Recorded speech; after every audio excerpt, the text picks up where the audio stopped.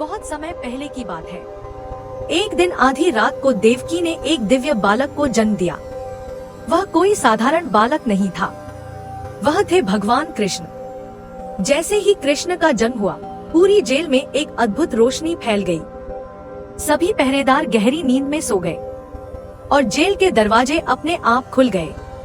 तभी आकाश से एक दिव्य आवाज आई, वासुदेव, इस बालक को तुरंत गोकुल ले जाओ। वहाँ नंद बाबा और यशोदा के घर सुरक्षित रहेगा। वासुदेव ने छोटे कृष्ण को एक टोकरी में रखा और रात के अंधेरे में गोकुल की ओर चल पड़े। रास्ते में यमुना नदी बह रही थी। नदी बहुत उफान पर थी, लेकिन जैसे ही वासुदेव पानी में उतरे, नदी का पानी धीरे धीरे शांत हो गया। तभी अचानक शेषनाग प्रकट हुए और अपने विशाल फनों से कृष्ण को बारिश से बचाने लगे। आखिरकार वासुदेव सुरक्षित गोकुल पहुंच गए।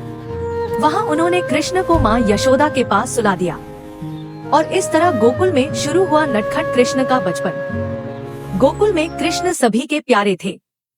उनकी बड़ी बड़ी आंखें, मीठी मुस्कान और उनकी बांसुरी की मधुर धुन सबका मन मोह लेती थी।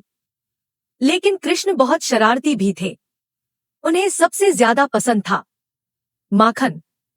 एक दिन मां यशोदा ने ताजा माखन बनाकर एक मटके में भर दिया और उसे ऊंचाई पर लटका दिया। उन्हें लगा कि अब कृष्ण माखन नहीं खा पाएंगे, लेकिन कृष्ण ने अपने दोस्तों को बुलाया और धीरे से कहा, दोस्तों, आज हम माखन का खजाना लूटने वाले हैं। सब बच्चे हंसने लगे। उन्होंने मिलकर एक योजना बनाई।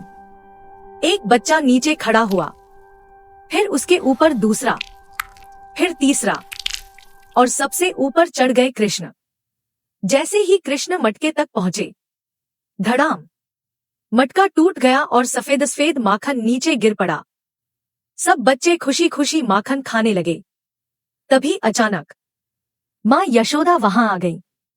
उन्होंने देखा टूटा हुआ मटका, चारों तरफ माखन और बीच में खड़े नटखट कृष्ण। मां यशोदा गुस्से से बोली, कृष्ण, तुम फिर माखन चुरा रहे थे? कृष्ण मासूम चेहरा बनाकर बोले, मां, मैंने नहीं किया। मटका अपने आप टूट गया। गोकुल के सभी लोग कृष्ण की शरारतों पर हंसने लगे। एक दिन कृष्ण अपने दोस्तों के साथ यमुना नदी के किनारे खेल रहे थे। अचानक उनकी गेंद नदी में गिर गई।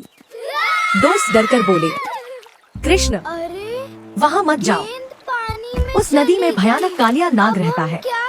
लेकिन कृष्ण मुस्कुराए और बोले, डरो मत, मैं अभी गेंद लेकर आता हूँ। और इतना कहकर कृष्ण सीधे नदी में कूद गए। जैसे ही कृष्ण पानी में पहुँचे, नदी में रहने वाला भयानक कालिया नाग बाहर निकल आया। उसके कई बड़े बड़े फन थे और उसकी आंखें आग की तरह चमक रही थी। गोकुल के लोग डर से कांपने लगे, लेकिन कृष्ण बिल्कुल भी नहीं डरे। वे तुरंत नाग के फन पर चढ़ गए और उस पर दिव्य नृत्य करने लगे। कृष्ण के अद्भुत नृत्य से कालिया नाग कमजोर पड़ गया। आखिरकार नाग ने हार मान ली और बोला, हे प्रभु, मुझे क्षमा कर दीजिए, मैं यहाँ से हमेशा के लिए चला जाऊंगा। कृष्ण ने दयालुता से उसे माफ कर दिया। उस दिन के बाद यमुना नदी फिर से साफ और शांत हो गई। गोकुल के सभी लोग खुशी से झूम उठे। सबने जोर जोर से कहा, कृष्ण भगवान की जय। कृष्ण मुस्कुराते हुए अपनी बांसुरी बजाने लगे और पूरा गोकुल उनकी मधुर धुन से गूंज उठा। कहानी की सीख। इस कहानी से हमें 3 बड़ी सीख मिलती है। हमेशा साहसी बनो, हमेशा दूसरों की मदद करो और हमेशा प्यार और दया से जीवन जियो। इसीलिए आज भी पूरी दुनिया भगवान कृष्ण को प्रेम और भक्ति से याद करती है। अगर आपको नटखट कृष्ण की यह कहानी पसंद आई हो तो वीडियो को लाइक करें, शेयर करें और चैनल सब्सक्राइब जरूर करें।